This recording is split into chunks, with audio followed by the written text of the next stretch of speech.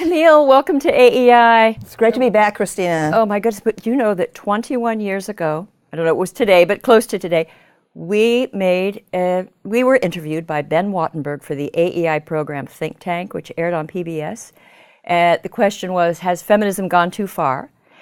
And I looked at the transcript, and it's amazing because all the things we are saying are truer today than they were 21 years Absolutely. ago about the excesses of feminism, the victimology, the male bashing, the panic over sexuality. At the time, 21 years ago, we were confident that it would be corrected. It was simply too mad to succeed. But it's still here. I know. Well, Christina, we sent up early warnings. You heroically, in the late 1980s, were in direct confrontation with women's studies professors at a time when philosophers. Yes, at a time when I could not get published. Okay, and finally, after my first book, Sexual Personality, was released in 1990, you wrote to me and told me of your problems. Okay, and we've discovered each other as allies, and that our status, it seems to me, as truth tellers, okay, is historically unchallenged. Okay, and I think that people are going to start to wake up and to realize if they'd listened to us to begin with, we wouldn't have these problems now. We wouldn't, and it was so obvious to me. I was criticizing the feminist theorists at the American Philosophical Association, and what they were writing at the time was just warmed over Marxism, with so much animus to American society, to men, to everything, to art, to beauty, and it seemed to me that it wouldn't take long for it to correct itself. It was never corrected. Mm-hmm.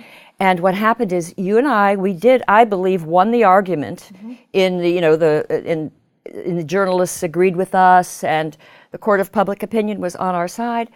They won all the assistant professorships. They just quietly worked. They didn't care about criticism because all criticism is by definition backlash. Well, a lot of people dropped out of graduate school. Okay, they're really free thinkers. You know, the independent minds couldn't take the kind of conformism and the PC ideology that they had to kowtow to. I mean, I got letters like that once I was known in the early '90s. Letters came from all over the country from former graduate students who said they knew they had no future in the profession. Okay, because there was a total kind of brain dead attitude. You had a servile, sycophantish attitude you had to have to certain received opinions. Absolutely. In our interview 21 years ago, you mentioned the sort of Kremlin-esque, feeling in feminism as a Kremlin-like environment, mm-hmm. so much censorship and excommunication and so forth. And students today don't realize that there had been this kind of purge of anyone who was a dissident. I happened to have tenure when I started criticizing it, but if it would be career diminishing or career annihilating to criticize feminism, even more so today. Right. Well, when I was a graduate student at Yale, which was 1968 to 1972, I was the only person doing a dissertation on sex, okay, at the graduate school, okay, and I had trouble getting a job, because of it. I was the only openly gay person at the Yale graduate school, okay. There were a lot of closeted people, and I didn't even have a sex life, okay. I thought it was important to put a gay identity out there, but from the very start, okay, as feminism's ideology cohered and solidified, I could not have a single conversation, okay, with feminists either inside or outside the academy. They could not stand, again, just what you say, anti-art, okay, anti-rock and roll at that time, anti-Rolling Stones, okay. They would not take seriously anything that has to do with biology and hormones or anything like that. I was completely ostracized. But I belong to the pro-sex wing of feminism, also pro-art, pro-beauty, pro-fashion, pro-Hollywood. All of these things were anathema. Pro-glamour. Pro-glamour. But then, thanks to Madonna, there was this new dissident wing in the 90s, which won. Okay, the pro-sex wing of feminism won. But now, we won all these gains, but the institutionally entrenched feminists, and commissars, right, have brought it all back to square one again. All the new freedoms we won in the 90s in the pro-sex insurgency are gone again. I mean, it's amazing, and it's a kind of axis of intolerance with deans and fanatical young feminists, and the United States government, because the Department of Education has sent this directive to all the schools that they have to clamp down on harassers and so forth, and they've defined it so broadly, that it includes, if you overhear someone telling an off-color joke, you can bring them up on charges of harassment. So we have this little reign of terror, this hyper-Puritanism.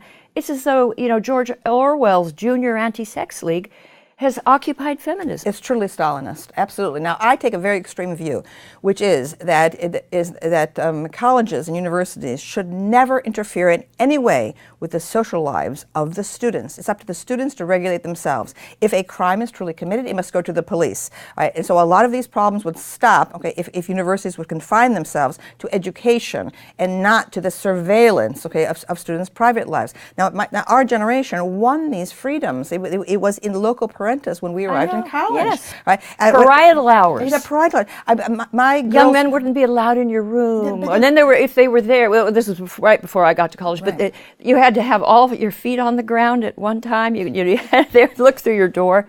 People managed to do things. Well, in 1964, when I arrived in college, our women's dorm, the girls had to sign in at 11 o'clock at night, whereas the men could run free all night long. Okay, so we are the ones who demanded that the authority figures get out of our sex lives. And we wanted to be as free and as wild as the boys. Yes, and they said to us, no, the world is dangerous. We need to protect you from rape. And what we said was, give us the freedom to risk rape. Okay, these are the freedoms that we won. And now the younger generation of girls want the parental figures back in. Okay, it is deeply Stalinist. It is deeply infantilizing. It is deeply reactionary. It has nothing to do with feminism. It's fainting this is a couch. retreat. It's fainting couch. It's Victorian ladies swooning on their chairs. Yes. And you've heard about the safe spaces, young women. I gave a lecture at Oberlin and Georgetown a year ago, and they organized safe spaces for students who were triggered by, it was a philosophy professor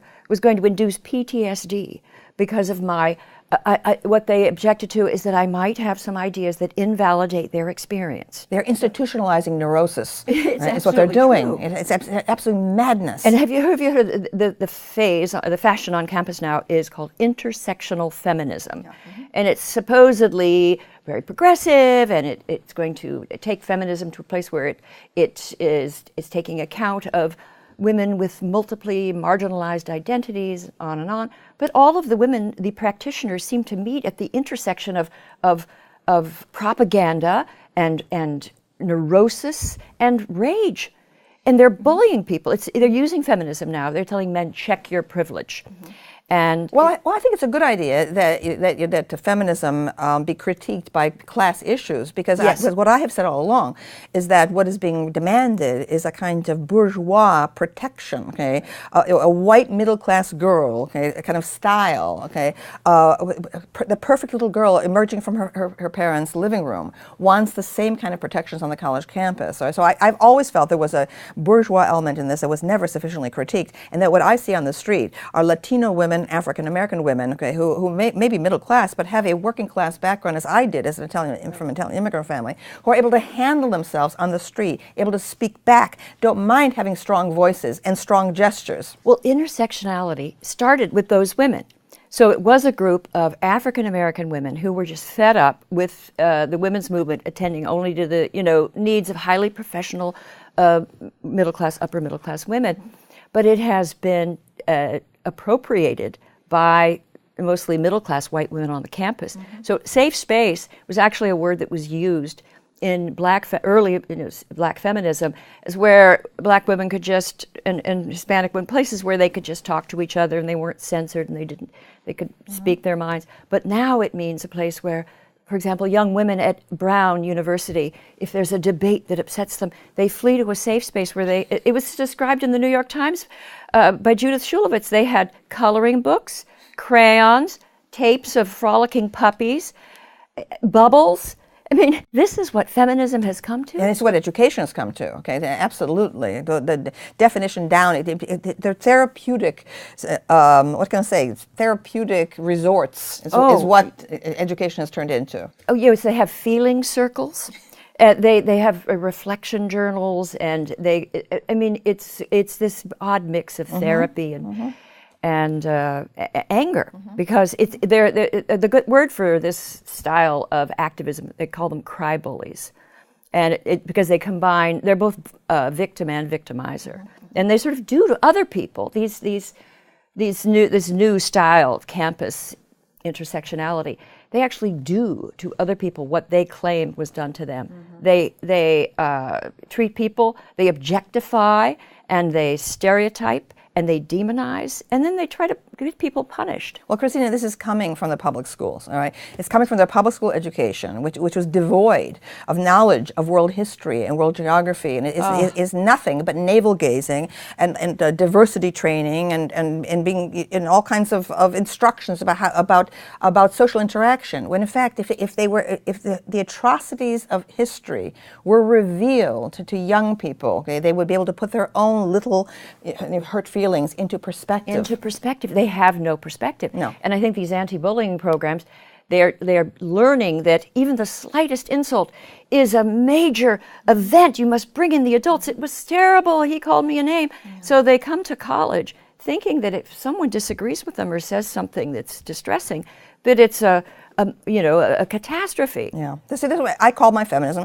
Amazon feminism. I've called it drag queen feminism, right. Street smart feminism, because the drag queens of old knew how to handle themselves on the street. Okay, they could be a 6 foot tall, African American guy, okay, in a dress, okay, and he knew how to pull off his high heels and defend himself on the street, okay, and what a tongue they had, etc. And now everything is about weakening students, not strengthening them. Oh, it's exactly that. And now let's talk about the young men. Can you imagine being a young man on campus today? And what I see happening is just the way society used to police the sexuality of gay people, it's now sort of open season on the sexuality of heterosexual males. Absolutely. They're monitored, they're policed, and demonized. And neutered. They're neutered. By the time they get to the Ivy League, okay, they've been neutered. Everything's been stripped off of them.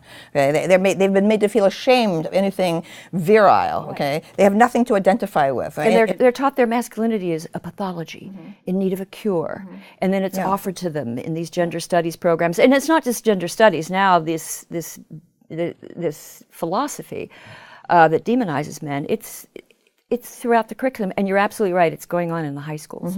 Yeah, it's coming early on. Okay, so you have, and so then people wonder, why are video games so violent? Okay, why is there so much porn on the web? Why? Because the imagination is being repressed and censored. Okay, and forcibly cleansed of anything that's authentically animalistic or sexy or vibrant. Okay, so you have all of the imaginative energy of the universe now going into these other forms, where it becomes much more violent. And when people see it, they go, "Oh, this is so atrocious, this is so awful." Well, guess what? Okay, you've made a whole area of life impermissible. You made all kinds of human desires and fantasies impermissible, and so it has to come out someplace, and that's where it is. That's right. And what happened last year was a group of cultural critics from liberal arts colleges started writing for magazines for video games, websites and these cultural critics started to attack the gamers and tell them that their games were sexist and that they were contributing to the rape culture. And the gamers were not like the young men at the Ivy League. The gamers fought back. This became known as Gamergate. The press has completely misunderstood it and defamed the gamers. They were just defending a hobby that they love. And I made a video about them in my Factual Feminist series and defended the gamers, and then they started to call me based mom. And I am a mom, and being based means being sort of authentic, genuine, no nonsense, and cool. So that's good. And so I'm sort of based mom on Twitter. I've been talking about you and sending out your things. They call you a based goddess. Oh, for heaven's sakes! Fantastic. So the gamers they appreciate what we're doing because they had to fight the battle all by themselves. They were confronted, and there are subcultures out there, groups of people that, hobbyists who read comic books, and now these gender critics are coming in. They're not just in the universities; they're in all the subcultures and turning them into very unhappy places. But they made a mistake when they went after the gamers because the gamers fought back, and the gamers know a thing or two about winning. They like to win. Well, the entire world of animation and video games and cartooning, this is the realm of pure imagination, and it must be protected. It's like art, okay? It is. It's the art, and and the world of gaming is diverse. And if groups of women, there's a small group of very cool gamers. It's mostly guys and a small group of women. But if women want, I don't know, if they want video games about Downton Abbey or something, they can make them. When you see, it's like when you are not exposed to complex works of art, like Dostoevsky, for example, right, then you end up with a simplistic view, okay, of human life. You see this utopian view, somehow everything can be, like butterflies and birds and so on. And the dark side, okay, of human existence is completely missing, okay, from these people's experience or study. Now our generation, I think, was more realistic because our parents have been part of the Depression, World War II. The Holocaust was huge. Okay? Absolutely. And so we had a sense of reality about what is important, what is barbaric in human history. Okay? And it's this idea that you can micromanage reality down to the pleasant. It's like a kind of Doris Day view of existence. It's like so reactionary. People don't realize it's sentimental. It's middlebrow. Okay, it does not belong on a college campus. And they are so sanctimonious about it. The sanctimony alone is enough to drive you mad. And what the students are doing now, and this is at Oxford University. I think you know about this. The young women are demanding trigger warnings for anything that's violent or unpleasant in a classroom. And so I'm thinking, again, trigger warnings in a history class because you're going to study law. I think it also had to do with study of law. Oh yes, and anything that had to do with like rape cases, they had to have a trigger warning. Well, there's a group of professors at Harvard Law School who are opposed to this because they have young women who are going to be studying law, for some of them to be litigators, but they do not want to hear even the word violate. They've been asked to excise upsetting terms. Well, this is what is this? What kind of world are we going to have when these people graduate? It is so regressive. It's like the era of the Hollywood studio production code, when violence was also censored out, not just sex, and that's why Alfred Hitchcock's Psycho in 1960 changed modern film and opened it to all kinds of representations of the reality of human existence. Right? I think that from what I can see, most feminists seem to lack a sense of of psychopathology. They don't understand the most extreme manifestations of human psychology. So they think they can micromanage everything. They think that they can somehow fine-tune the entire world to be entirely safe. Okay, the world will never be entirely safe, okay, for any human being, male or female. Okay, the idea that somehow a girl going out at night, okay, alone, okay, is going to, as long as everyone has graduated from an elite school, okay, be somehow protected against an attack from a maniac, right? From a maniac, from a psychopath. And if you tell a young woman you should not get, you should not binge drink, and then go out and walk around. You're courting danger. Oh, well, tell men not to rape. Don't tell us what we have to wear. It's called blaming the victim. Okay, if you try to give good advice to be street smart, okay, about how you dress and how you behave, and to be aware of your environment and know how to handle yourself in a potentially dangerous environment, that's called blaming the victim. And it's not that men are predators, but there are predators among men. There are truly insane people. Yes. The human mind remains primitive. The human mind remains half animal. Okay, and if you completely remove biology from your consideration, then you're going to end up with this kind of Girl Scout code. They have that Girl Scout view of because it's all socially constructed. Yes, so we can just rejigger it and re-engineer it. They are in this fantasy world. They think that they can produce a sexual utopia when all of the excitement and interest of sexual relations comes from potential danger. Guess what? Gay men have known this for thousands of years. Gay men go out everywhere around the world, okay, and court danger and death. Okay, every time they pick up a rough trade on the street, okay, happens all the time. Do you hear gay men complaining all the time? When gay men trying to micromanage the entire world so they can pick up strangers, okay, in bus terminals, okay, without danger? No, gay men find the danger a kick. Now, why is it then that men, okay, have that kind of more sophisticated sexuality, but no, girls are still children. We must always protect them. Okay, they're tender flowers. This is so regressive. This is not feminism. I know. Nor is it modernism. It's as you say, Victorian. It's Victorian. Yes. And it's also you take and feminism is full of so many bad ideas that should have been laughed out of court.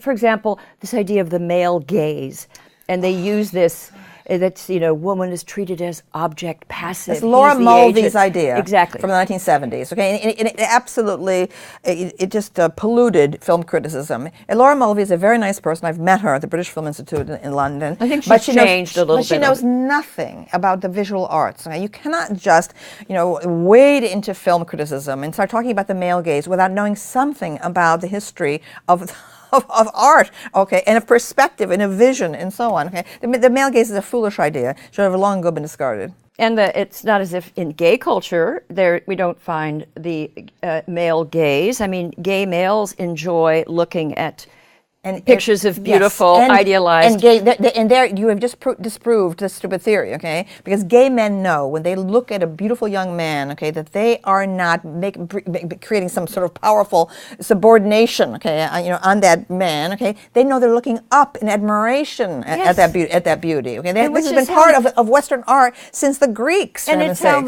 men look at women, and yes, they're enjoying. But they're also often intimidated. Very intimidated. And biologically, okay, it appears to be that the visual apparatus is much more connected to male sexuality than it is in female terms. And this is what women don't understand. They think they can put on every kind of sexy costume, and it's merely decor. That it does not carry its own message. Right. It's right. Because they don't see things as visually as men do. Okay. I don't know whether I have the male gaze or what, but I totally understand this. Okay. There's a tremendous charge in female sexuality. Women today, young women, they want to wield the power of female sexuality without then accepting any of the consequences of it. That's right, and it's. I think what we're seeing now on the campus is we have this hyper-Puritanism, this policing of sexuality, and then all of these functionaries, the apparatchiks, the universities. I read the University of North Carolina has 40 or 50 sexual harassment, sexual assault. Oh my, what a waste of money. Workshoppers, and they're busy. They go back Parasites. and forth. They go back and forth to conferences. They get new ideas. And it used to be that a lot of the theories we objected to, they were inspired by French philosophy, and there was a lot of obscure nonsense. Now, a lot of the scholarship is driven by these apparatchiks. It's almost functionaries in university and their little findings, which is all propaganda, advocacy research. So they find that, turns out that Swarthmore is a rape culture. And where on earth are women more women safer? But they now these sexual harassment, assault counselors. They have fact books and little videos, and they bring kids in for orientation and tell them they actually describe the campus. It's as dangerous at Oberlin and Wesleyan as war-torn Congo, and the young men. So the young women are frightened, and so they've introduced so much paranoia. Yeah. And it's the bureaucrats. And the culture of blame. And a young man can be destroyed because simply by being accused is... the kangaroo courts. In these kangaroo courts. The bureaucrats have taken over the universities. The faculty have also very critically lost power over the past 30 to 40 years. And the faculty has been utterly passive and not pushing back against all of this. Where have they been? When we were talking 21 years ago, I thought for sure more scholars would come forward, because I do believe that this panic, this Salem witch trial atmosphere, it was created by scholars working with the university functionaries, but it's going to take scholars to stop it. Where are they? Yes, that's right. They're afraid. There's a fear. Now. Once you tangle with the bureaucrats, they have all the power now. There's no, and now with federal regulations behind it, it's intrusive. Well, this is it. I'm hoping Congress is going to roll this back. This over-interpretation of Title IX. Back in the 1990s, when we were winning the argument, and we had the support of the media, and there were all these great writers that took our side, pro-free speech. It was taken for granted. And people would make fun of the courses. They would look at the MLA, and there would be these silly courses on, cross-dressing in medieval Valencia, or autoeroticism in the early Jane Austen. Right. And it was fun. And then the media, I think, got a little tired of it and thought it had gone away. It didn't go away. It got much worse. And if you look at the curriculum now, the courses that kids take, on Twitter, there's a Twitter site called Peer Review. And all he does is report show abstracts in journals. It's so shocking. And it never ends. And you think they've reached the ultimate of madness. I mean, there was an article, just to give an example, and this isn't the worst, feminist glaciology. It's a feminist study of glaciers. It draws on feminist post-colonialism and feminist political ecology. What are these fields? There's a field, feminist political ecology. What do they read? And it must just be slogans and mixed with a little propaganda, a little paranoia thrown in. One course after the other. So are they taking history of Western civilization? Are they learning about art? Do they know major historical figures? No, but they know, they could talk about, these arcane little propagandistic topics. Yes, so the core curriculum was abandoned. Okay, as these new microfields came in, women's studies, African American studies, and so on, and identity politics sort of changed the curriculum in the 1970s. So then all of a sudden, the whole history of Western art, well, that's classist, it's racist, et cetera. We have to abandon that. And so what you have now is a whole generation, in fact, 2 generations probably, of graduate students who are incapable actually of ever teaching in a broad narrative way, the old wonderful survey courses. Right. Now, what I'm calling for, is an attack upon the curriculum, a reduction by 60% of all these electives, these silly electives thrown out, and a compulsory return, to teaching within these core ideas, that are oriented toward ancient to modern. Because another thing, in addition to what you just mentioned, the fragmentation, is that too many courses now are dated in the present.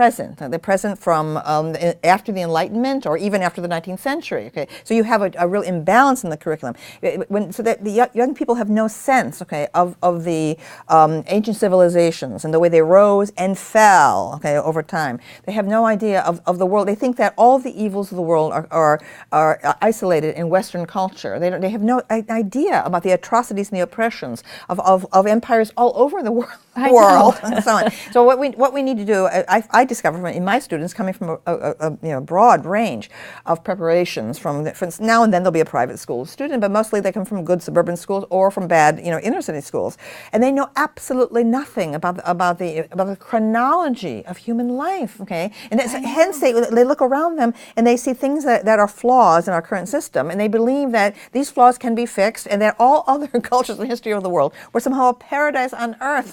When in fact we're enjoying the most liberties ever as women. All these students who are so hostile to the United States because it's a capitalist, cis, heteropatriarchal, oppressive, imperialist system, these sorts of terms are taken seriously. Well, compared to what?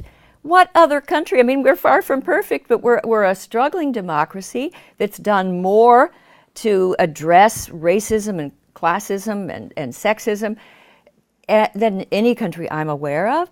And but it's almost as if they don't know that. And they don't know that, well, we have experimented with systems, that don't have free markets, and they didn't work out very well. The students don't seem to know that. They don't know the history of communism. Oh, they have no sense of economics or much less economic illiteracy. Yeah. And so they very confidently and they've been taught in their classes. And what astonishes me as someone who was a professor of many years, I always thought it was a sacred commandment. Thou shalt teach both sides of the argument. Right. So in any philosophy class, I would make sure whatever we were studying, I'd try to bring, the best that was thought and said on both sides. Well, in these classrooms, in many classrooms, it could be, and especially anthropology, sociology, not philosophy. Philosophy is so far immune to this, although it has other problems. Literature, throughout the humanities. Literature, and then of course gender studies, all the ethnic studies classes. It's largely one point of view. I mean, they have their doctrinal feuds, but it's the gamut from A to B. They leave out all other perspectives. Conservatives aren't there, heaven forbid. Libertarian perspectives not there. Common sense has no place.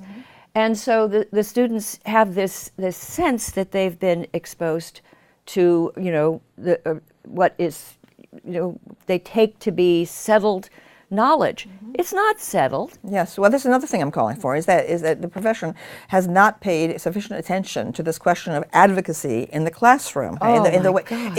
I think that it's important that teachers have opinions, inside the classroom and out. However, they have an obligation, ethical and professional obligation, to identify what they're saying as opinion, and to state openly to the class that every person in the class, has the right to express a contrary opinion and to hold it without the rest of the class scorning it or creating a hostile environment, etc. Right? But that's totally gone from the profession. The idea of the ethics of teaching, as well as the ethics of research, are no longer a subject of study, by the profession itself. Oh, this is very important to bring back.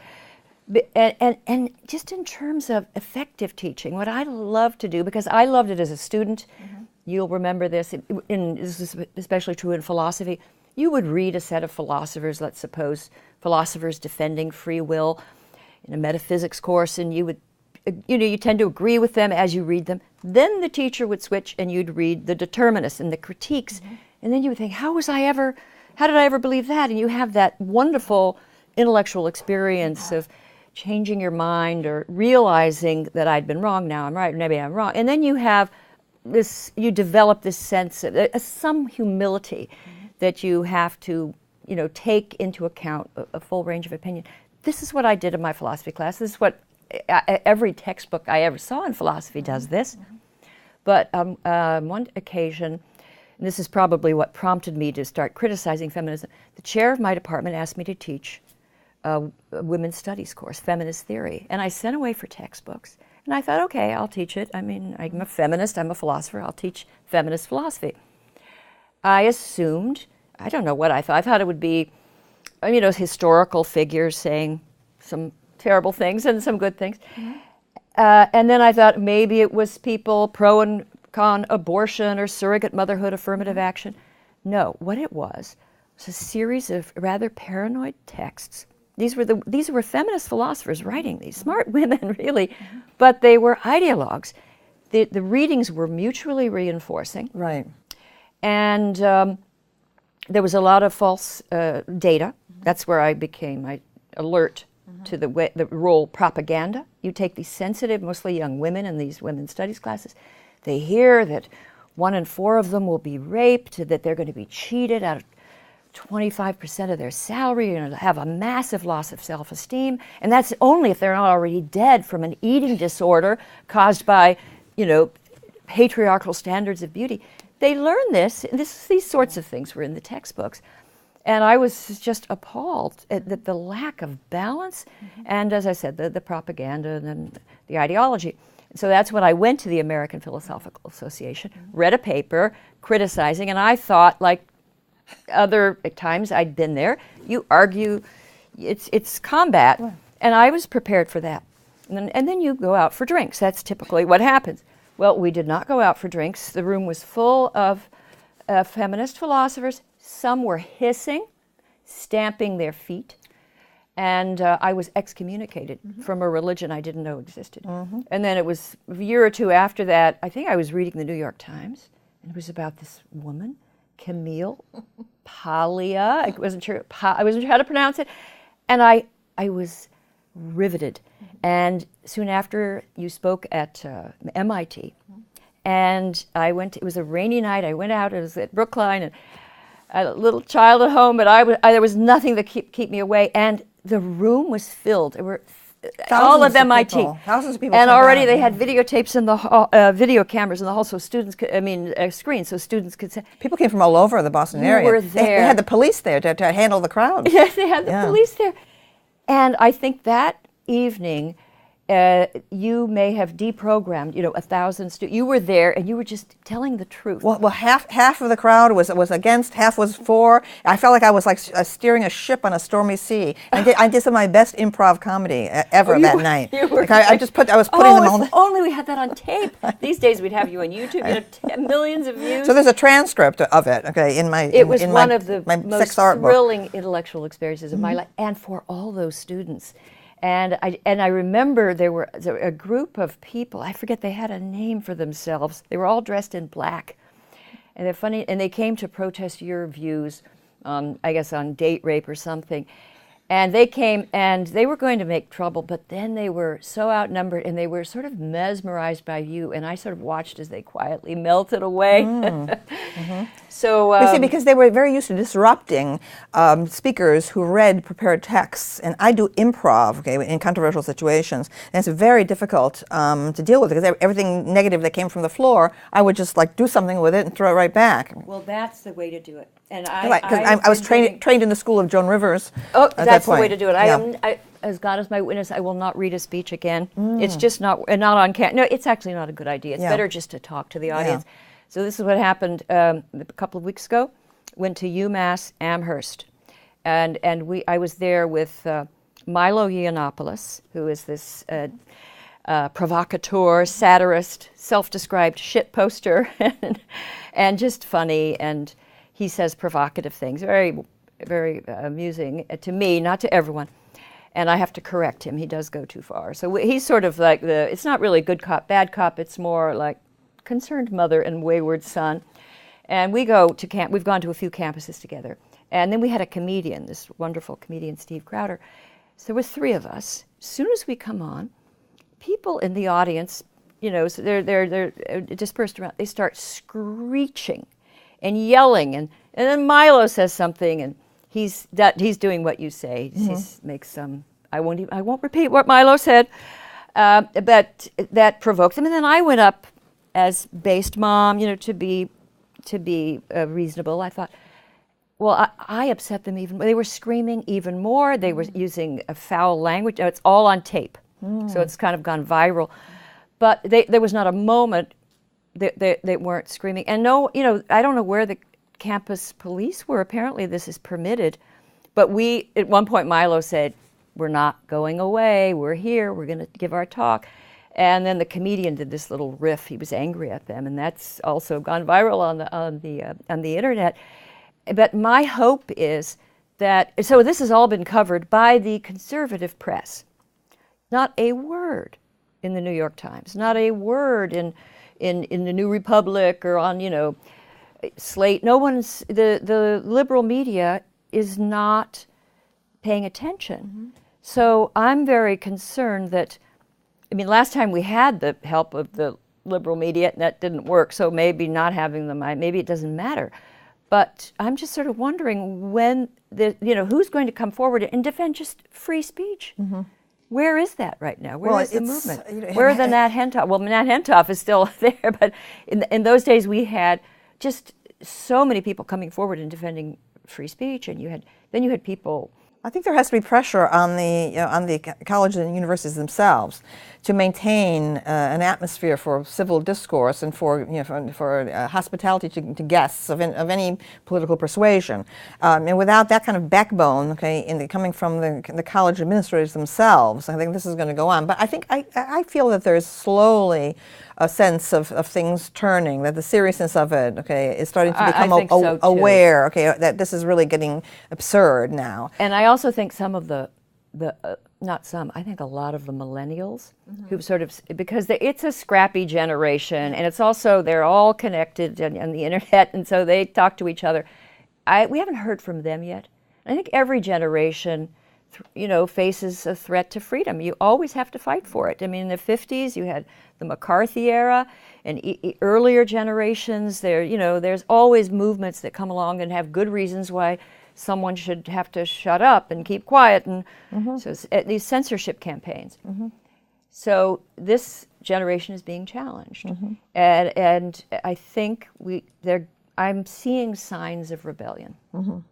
But I don't think students realize that kind of power that they have for pushback against the college administrations. They keep on accepting all of this paternalism, this kind of suffocating, all-enveloping paternalism. Right, and I think the activists, these social justice warriors on campus, they know the power they have over administrators. Yes, that's right. Someone taped a young woman going into an office in at Vassar College, demanding that a copy of it was a setup. It was someone filming this poor administrator, really. So this sort of pretend student went in with a copy of the U.S. Constitution. I think it was at Vassar, and she wanted it shredded because it was triggering. And the media the conservative media had a good time with it because it was showing that here's an administrator that would shred the Constitution. That's not what I saw in the tape. I saw a frightened administrator, terrified that of this young woman, probably thinking, am I going to lose my job if this doesn't? And she was a hostage. This administrator was like a frightened hostage. And this is what I think. I think that, so what I want the millennials to understand, the social justice activists and the trigger, the safe space people on campus, they are pressuring and frightening the administrators who are giving in to them, which is nothing these administrators should be proud of.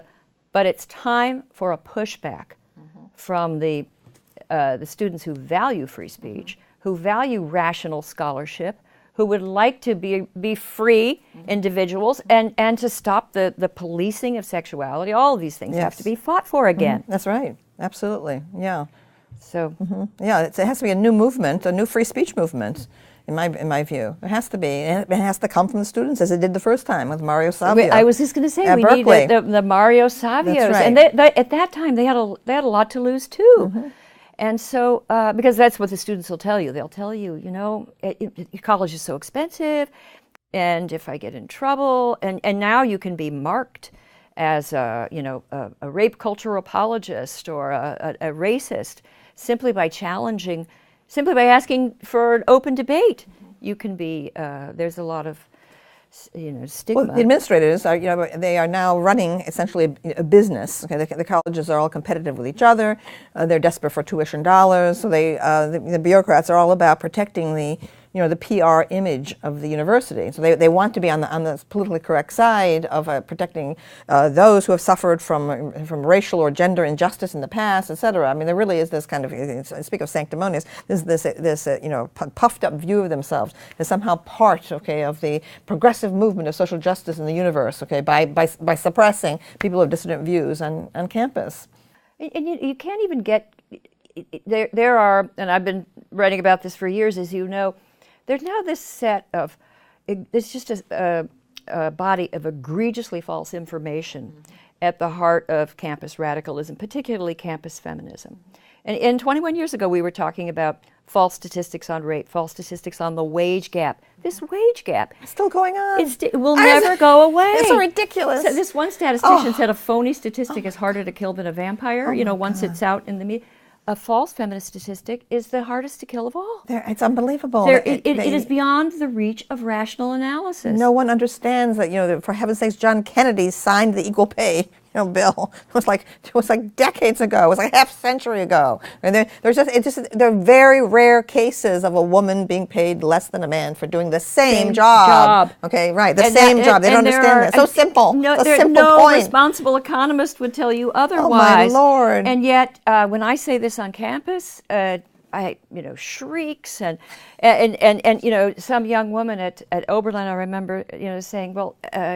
If you want to make as much as a man, you should change your major, because on average, men are more likely to study these highly, remunerative fields, petroleum engineering or naval architecture. And I just said to the Oberlin, if you study feminist dance therapy, you might not earn as much. Oh my goodness, they were outraged, and at the idea that they couldn't study what they want and then earn as much, and so forth. And they carry on, but so we've got this propaganda. There's no way to correct it, and then you get shouted down on campus if you even suggest. Well, the biggest gap in women's studies is the failure to have a requirement about biology. Oh, well, there's no reference to biology. You've had now 40 years of women's studies, right, with the social constructionist view of gender, without the slightest reference to hormones or endocrinology or anything else. 40 years of women's studies, and I think we know less about gender than we did when they started, for this very reason, this dogma. Oh, that men and women are the same, we're cognitively interchangeable. We're blank slates at birth, and society inscribes gender on us. Yes. It's absurd. Yes, as one feminist philosopher said many years ago, we're all born bisexual, and then through socialization, we're transformed into gendered human beings, one destined to command, the other to obey.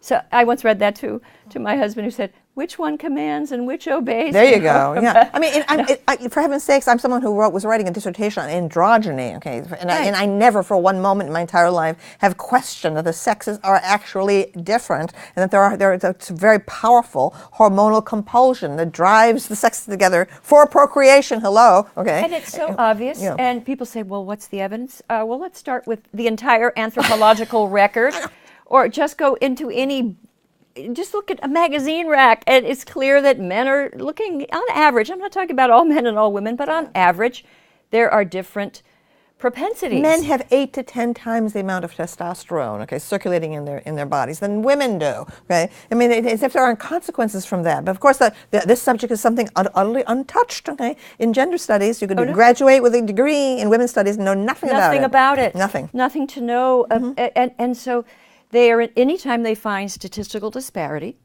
between men and women in any field, if there are more male, petroleum engineers, it has to be discrimination. Right. It can't be women's free choice for any reason. Free choice, and that on average, women are interested in other things. Absolutely. And also, women want more flexibility in their lives to allow for children. But that's not also part of the feminist equation. And as if we don't have a special bond with children. As if it's so absurd. The denial of nature, the denial of femininity and masculinity. Absolutely. Which for most people, it's a source of enjoyment and if you are conventionally feminine, you enjoy that typically, and the same with male, and you enjoy a masculine man, and all of this is now sort of either denied or there's this aura of disapproval around conventional sexuality, and there's a little pushback in the academy.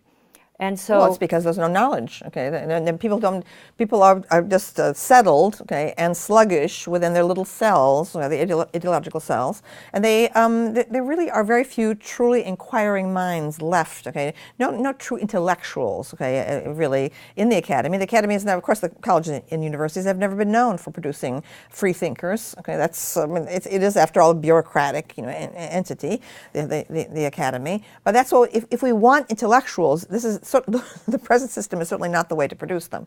Oh, I'm just wondering, what is this generation? Are we going to have some great public intellectuals coming forth who aren't just spouting dogma You think that slogans? the web would allow people to have free and independent thought, but no. Oh no, you have these people, and these little Twitter mobs that are policing everyone. Oh, absolutely. You'll have.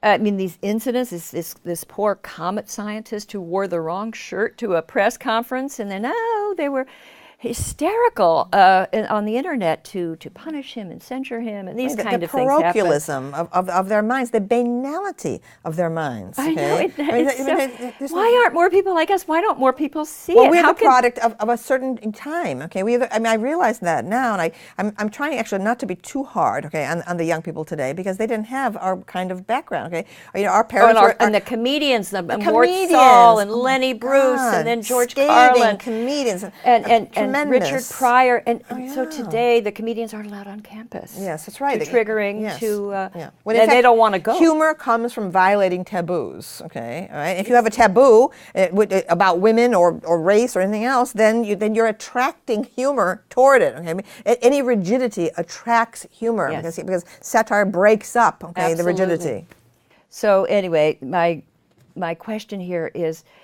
I think this propaganda and the denial that there are differences between the sexes, they've just built up this. It's a big lie, and it's almost to me comparable. I can't carry out this analogy too far, but like the credit default swaps, and there was all of these bad mortgages distributed everywhere. No one knew where they were, but they were everywhere in the economy, and then it brought it down. And I see this is like this feminist misinformation.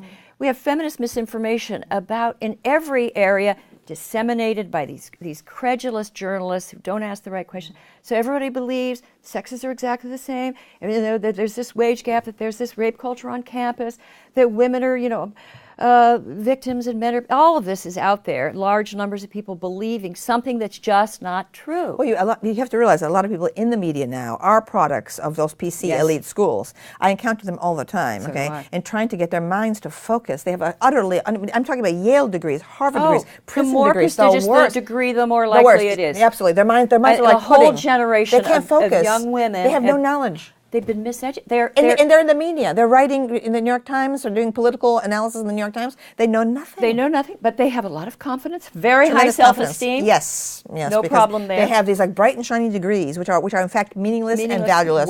Worthless degrees. Worthless Ivy League degrees. They should go back. They should go, I don't know. Remember, I used to say that Naomi Wolf, her parents should have sued Yale for her maleducation. Susan Faluti's parents should have sued Susan Faluti and Naomi. These are two very smart women, who were defrauded by their elite school education. Look how their careers have tanked. Why is that? Well, we're going to see that. They didn't have the solid, rigorous education you and I did. They don't have I went to the State University of New York at Binghamton. I had a superb education in the basics, and that is fueling my productivity at my stage of life. But look at Susan Faluti and Naomi Wolf, They started out so strong, and there's nothing, because they have nothing underneath it. And I identify with them in this way. When I came from Southern California in the hippie era, I was a flower child, and so if I had come to college and they had courses in witchcraft, I was interested in that. My friend in high school was Mimi Simos. She became a witch. She was a brilliant girl, but she became Starhawk, and I don't know. We were friends, but then she became, maybe we could still be friends. I wouldn't want her to put a hex on me, but I went to NYU, and I would, if they'd had kooky majors, I would have gone, in for them. I would have been a witchcraft major, I think, maybe. But the most interesting thing I could find was philosophy. Mm-hmm. And my philosophy professors at NYU, it was clear thinking and rigor and precision, rules. And coming as a flower, I thought it was far out. Yeah, I thought it was. They were. We read this book, Language, Truth, and Logic by A.J. Ayer. It was a very extreme kind of a statement of the need for a logical rigor in your thought and so forth. And I loved it. I fell in love with it. And I slowly, class after class, I had, reading the great philosophers. And I slowly became a disciplined thinker. I like to think that I did. But I always knew, how I once saw the world, and then the transformation. Mm-hmm. Of course, that's what I hope to do in the classroom. What I see now is that 17-year-old, 18-year-old Christina coming from the California flower child culture, and a lot of kids are coming from all sorts of backgrounds. Say that you come to school, it would be reinforced. It would be catered to. Mm-hmm. I couldn't, and you could run to the dean. I could have run to the dean and say, well, I'm not really giving the courses that I would like to study. You can design your own major. That's right. It's cafeteria style. Cafeteria style. And it's even in the museums now. Oh, absolutely. I was just recently the museums. I was in Portland. Never mind. I was in Portland, and I went to the local museum, and there was a beautiful display of some Indian artifacts and some exquisite photographs of Indians, Native Americans, and the works of art. It was all beautiful. But in every room there was some feminist art historian had written a hectoring little description. Censoring and talking about the gaze of the tourist and all this kind of deconstruction, and so you couldn't learn about the art, and you couldn't enjoy it. It had to be mediated through the mind of this fanatical an ideological perspective had to be filtered through, right? The judgmentalism, the moralism, the guilt tripping, and so on. It was one big guilt trip. An actual encounter with an artifact from the past, and a sense of awe, and reverence before that object. No, we have to have this interposed contemporary figure hectoring us. Exactly what you said. Us. Yeah. So that's the sermon. They're new preachers. The new scolds. It's a new Moreland. Scolds. They're perfect. scolds. Perfect. The new scolds. They're scolds. They're pests. But it's now not, so we see it going into the media, that's a given, and now in the museums. And then there's this cultural appropriation. This is one of the new ideas that, if you, at some level, a lot of this there's a kernel of wisdom that, you don't put on blackface and essentially demean another culture in that way. But now they're going after yoga classes and that sort of thing. You're not supposed to say namaste. That's going to put all of Portland out of work. It's nothing but yoga studios. But I don't know. But in now performances of the Mikado, the Gilbert and Sullivan, people are saying, oh, well, that was cultural appropriation. It's demeaning. You had a museum in Boston where they have beautiful kimonos and on display, and you can have. Well, now they were protesters. And the protesters didn't seem to be from, it's almost always people that aren't in that culture that are the most shrill. And so the Boston Museum, the Museum of Fine had to apologize. Oh, I don't believe it. So this is going on. So it's, it's permeating the culture. Yes, and I want it to stop. Yes, that's right. Right. So it's so unsophisticated. Okay. This is not the way. Anti-intellectual. This is not the way that you contemplate history and art. Okay. Through these, the contemporary political filter. This distorts the true meaning of history and art. Trivializes. And trivializes. And that's what I see with students. They're not having these encounters with great works of art. Right. And that's what a teacher should do. We were produced by a great books curriculum. We always had, no matter what, even if you had a bad teacher, you always had a classic. And so they've been... a sense of respect for the greatness of the work, not this debunking, now they have sneering, a sense deconstruction. of superiority. Exactly. Oh, this is like a product of all kinds of outmoded racial or gender paradigms and so on. Give me a break. Okay. The whole history of the world is seen through this contemporary lens. It's absolutely, and that's why we're not getting any important intellectuals and young writers, young analysts. Okay, if you're ever going to get any, they have got to start going back to the library and finding other independent thinkers, because they're certainly not being presented with them in the classroom. They're just not. No.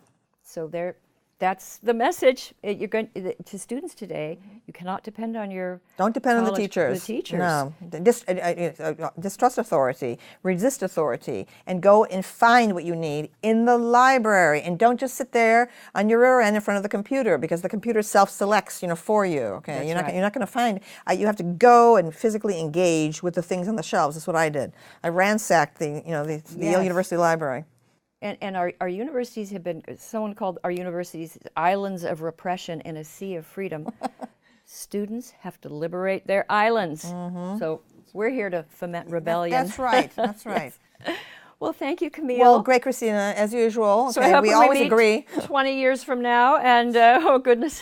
That's right. Okay. And it'll be free again, and liberated, and let's hope free speech is restored. Yes, and sanity. Well, thank you.